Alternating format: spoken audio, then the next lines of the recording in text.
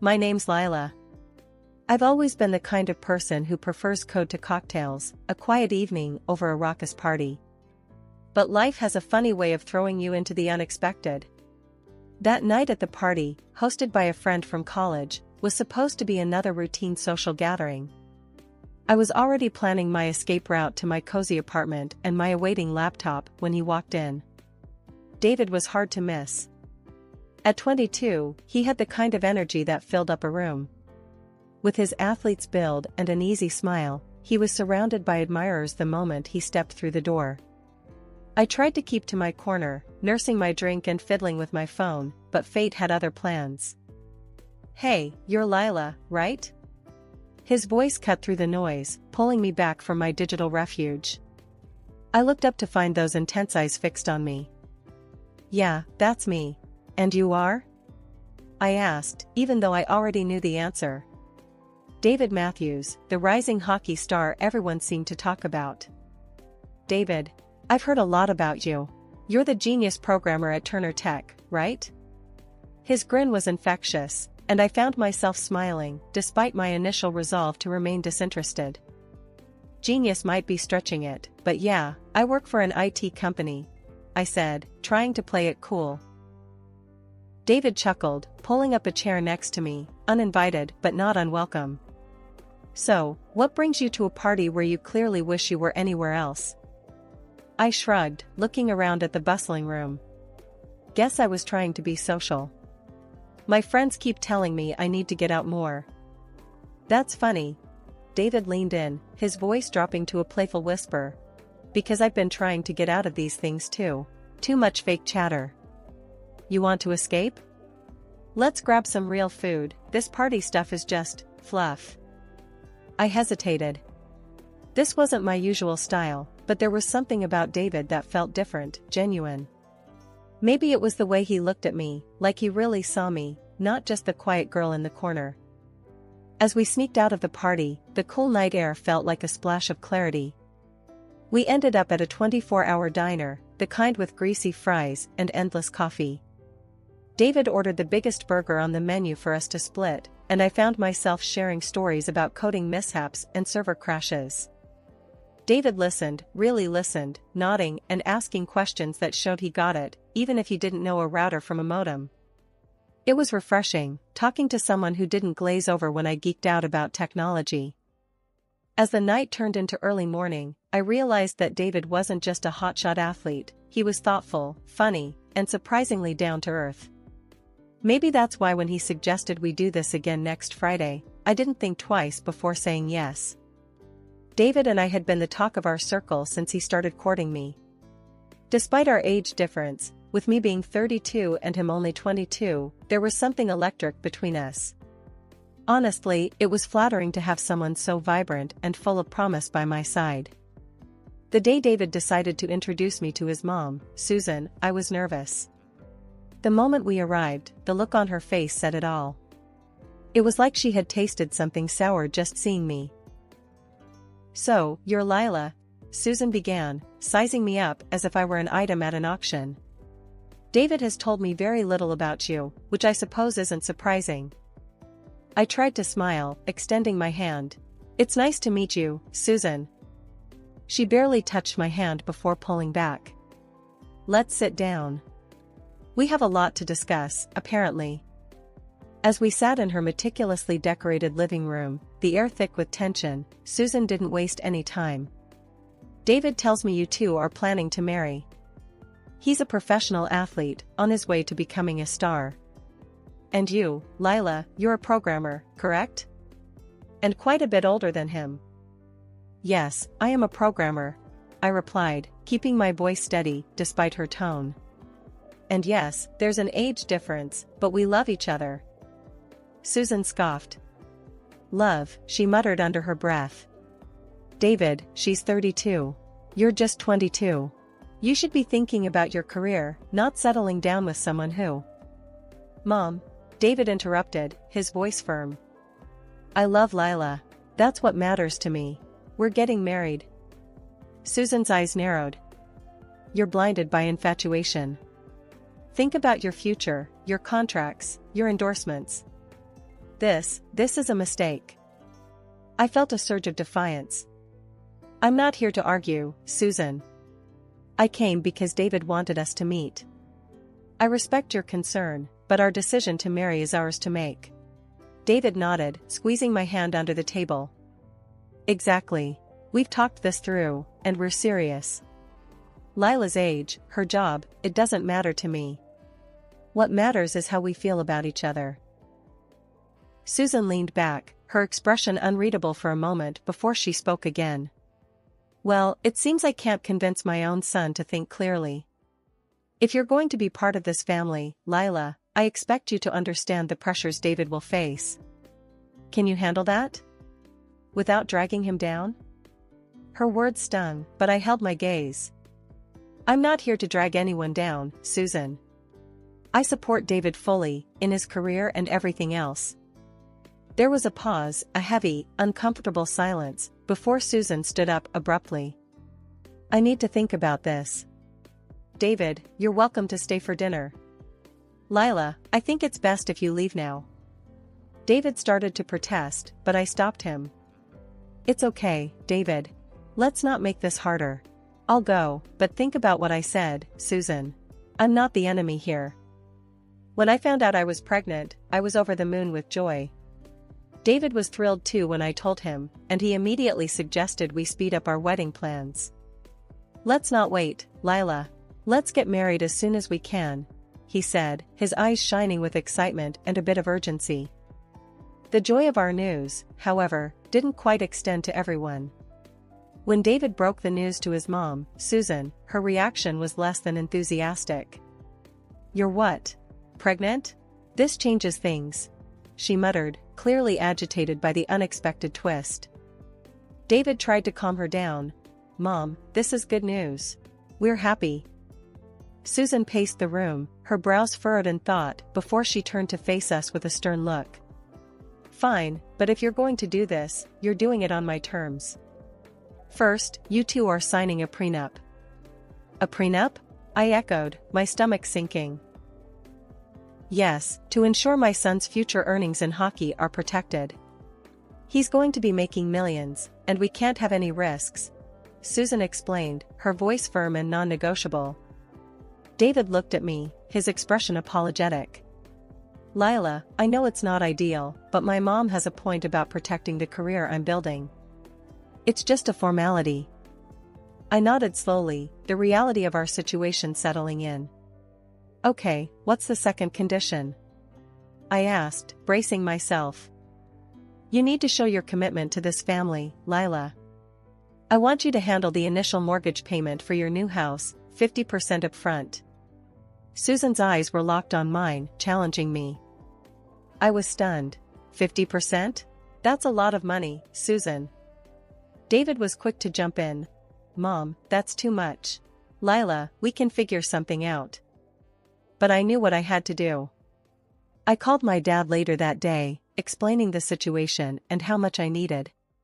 Without a moment's hesitation, he agreed. I'll help you, Lila. It's important you start your married life on stable ground, he said, transferring $200,000 to my account. With the financial and prenuptial conditions met, we moved forward with the wedding plans. The day arrived faster than I had anticipated, filled with a mix of emotions. Our wedding was beautiful, set in a quaint little chapel with flowers everywhere, and our closest friends and family gathered. I walked down the aisle, my heart full of love for David and our future together. My parents looked so proud and happy, their smiles beaming across the room. But there, off to the side, stood Susan with a look that could only be described as sour. Throughout the evening, her displeasure was evident. She wore a tight smile as guests congratulated her, her eyes often darting towards me with undisguised disapproval. Despite her attitude, David and I tried to focus on the positive. We mingled with guests, laughed, danced, and celebrated our union and the little life growing inside me. After the wedding, it didn't take long for life to take a sharp turn into the unexpected. Susan declared she'd be moving in with us, supposedly to help me through the early stages of pregnancy. I wasn't keen on the idea, but to avoid any drama, I reluctantly agreed. Little did I know, this decision would soon transform my home into a battleground where peace was a rare commodity. Within weeks of moving in, Susan had taken over the house. It was subtle at first, a few items moved here and there, some new decorations. But soon, her presence and influence grew stronger, more invasive. She didn't do much in terms of actual housework or helping me. Instead, she spent her days shopping with the money David made from his hockey career, filling our already cozy home with lavish furniture and expensive clothes that reflected her taste, not ours. One afternoon, as I was trying to rearrange some of these new additions to make space for my own things, Susan walked in, her eyes scanning the room critically. "Lila, what are you doing? You're just moving things around without improving anything. You should focus more on resting and less on these useless activities," she snapped, her tone harsh and condescending. I bit my tongue, holding back my frustration. "I'm just trying to make some space, Susan. It's getting a bit crowded in here." "Crowded? This is quality, Lila. These are things a proper home should have. You should be thankful," she retorted, waving a dismissive hand at my simpler decorations. Feeling the sting of her words, I tried to keep my cool. "Susan, I appreciate your help around the house, but maybe we could tone down the shopping a bit. There's hardly space to move." Susan's eyes narrowed, her voice cold. "I'm only trying to bring some standard to this place. If you can't see that, it's not my problem. You should focus on what's important, like taking care of David." The remark hit harder than expected, and I felt a mixture of anger and helplessness. This wasn't the home I had envisioned for us, filled with love and mutual respect, but rather, it was turning into a showcase of Susan's tastes and preferences. Later that evening, when David got home from practice, I decided it was time to discuss the living situation. "David, we need to talk about your mom," I started, my voice steady but filled with concern. "What about her?" He looked tired, rubbing the back of his neck as he sat down. "She's taking over the house, David. And she's constantly criticizing me, making me feel like I'm not doing enough around here," I explained, hoping he'd understand. David's face hardened, and he sighed deeply. "Lila, she's just trying to help. You know how she is. She wants everything to be perfect. You should try to get along, show her some respect." As the days turned into weeks, Susan's dominance in our home grew. My attempts to reclaim some sense of normalcy or to assert my preferences were met with cold resistance from Susan and frustrating neutrality from David. The more I tried to adapt, the more isolated I felt within my own walls. It was a routine morning, and I was at the clinic for a regular pregnancy checkup, expecting nothing but good news.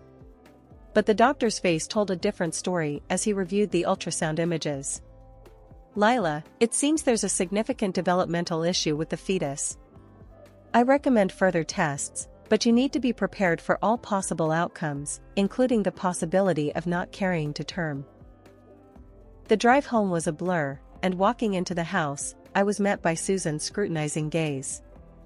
"Well, what did the doctor say?" she demanded, her tone more intrusive than concerned.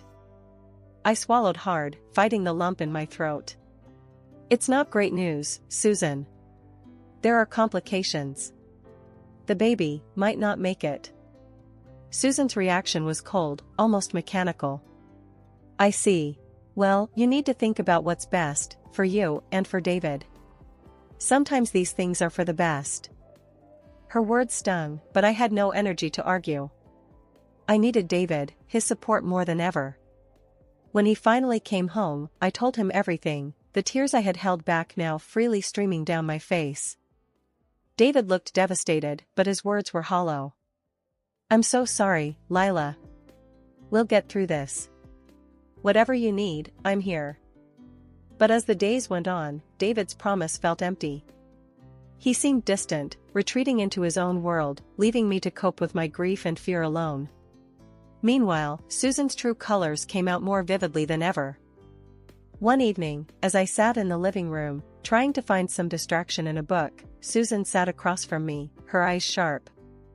"Lila, you need to think about the future. If this pregnancy isn't going to work out, maybe it's a sign.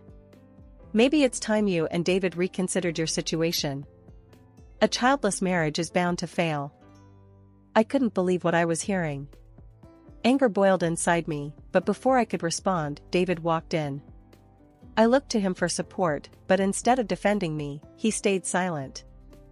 After weeks of uncertainty and fear, the day came when the complications of my pregnancy could no longer be managed. The doctors did what they could, but the decision was inevitable.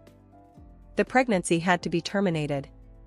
As I lay in the hospital bed, coming to terms with the loss, the doctor explained the gravity of my condition. "It's going to be difficult for you to get pregnant again," he said with a somber look.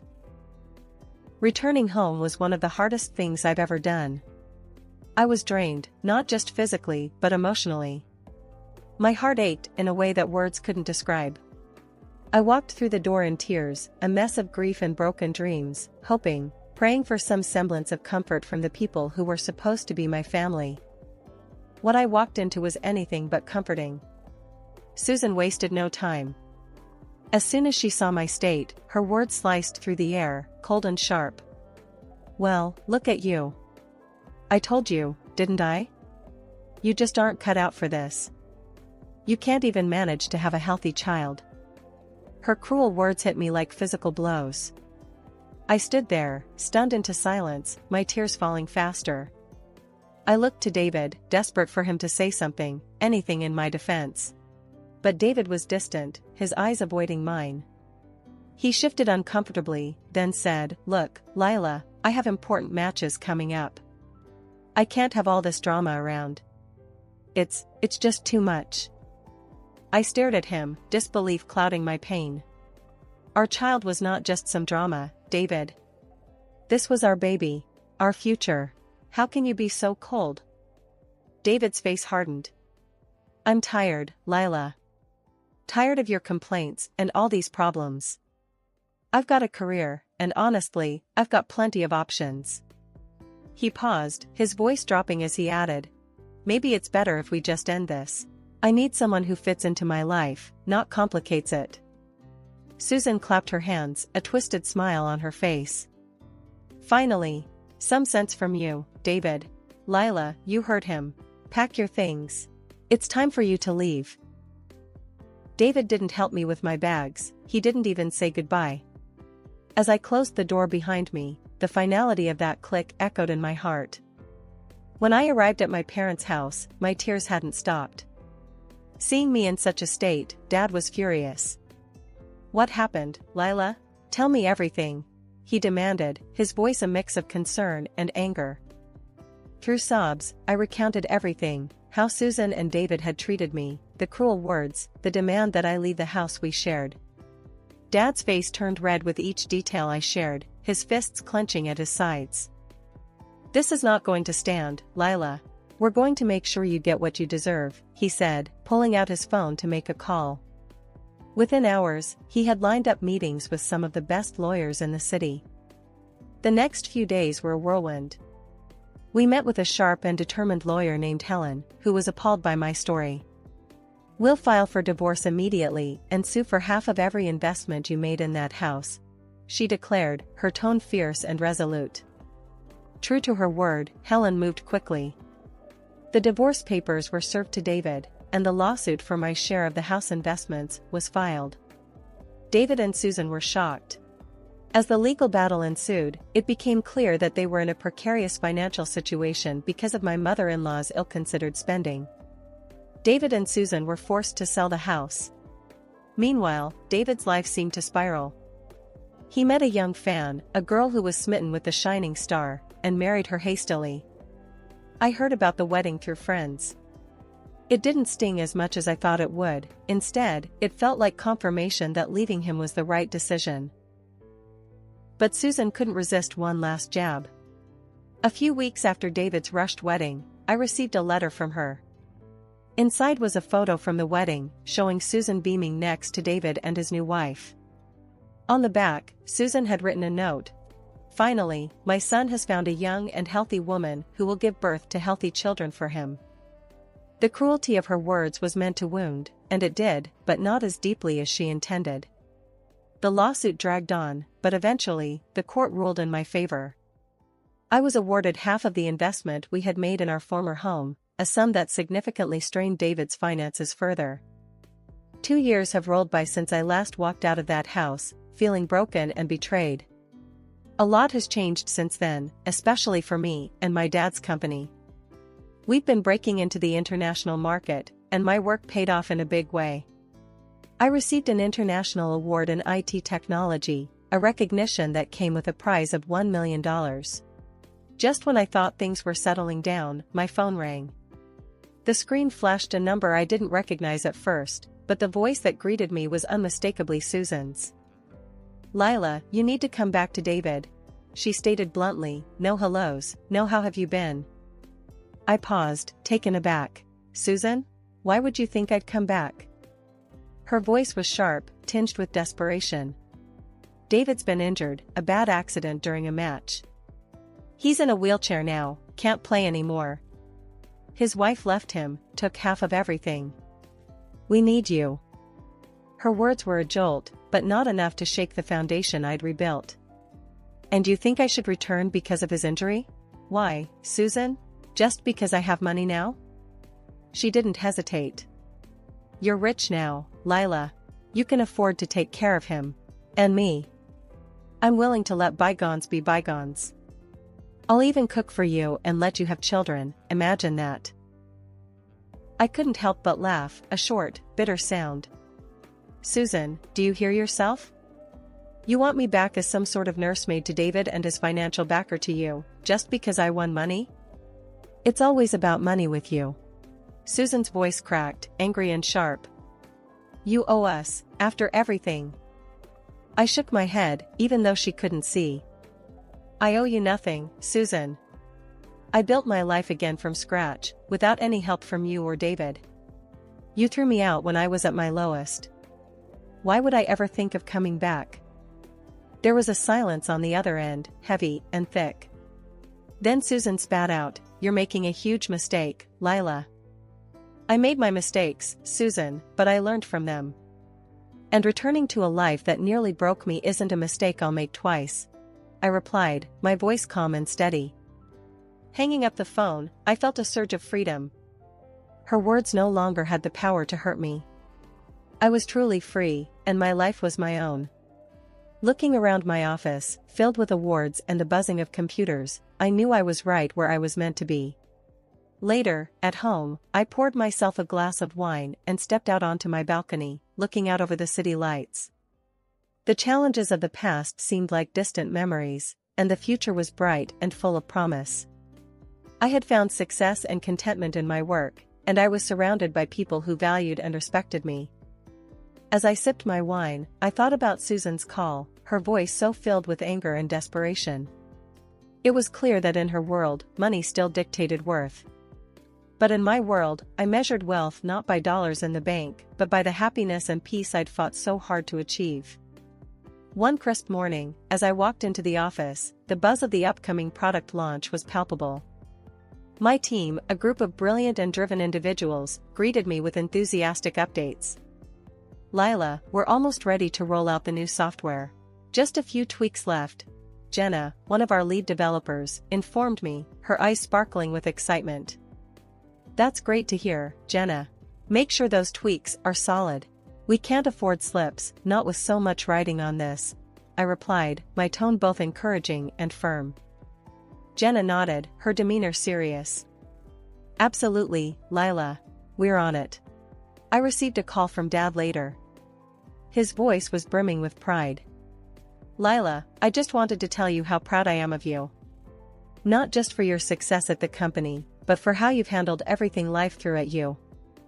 "Thanks, Dad. It means a lot to hear that from you. I couldn't have done it without your support," I responded, feeling a warmth spread through me. "You did the heavy lifting, kiddo. I was just here to offer a hand when you needed it," he said, and we both laughed. That evening, as I walked through the park on my way home, I felt a deep sense of peace. I stopped for a moment, taking in the beauty of the setting sun, the laughter of children playing nearby, and the gentle rustle of leaves in the breeze. It was moments like this that I had once thought were lost to me forever. But here I was, standing strong, the master of my fate once more. I had faced betrayal and loss, fought back against those who sought to bring me down, and emerged not just unscathed but stronger. As I resumed my walk, a plan began to form in my mind. I wanted to use my experiences to help others who might be facing their own battles. Perhaps a foundation, something that could offer support and strength to those in need.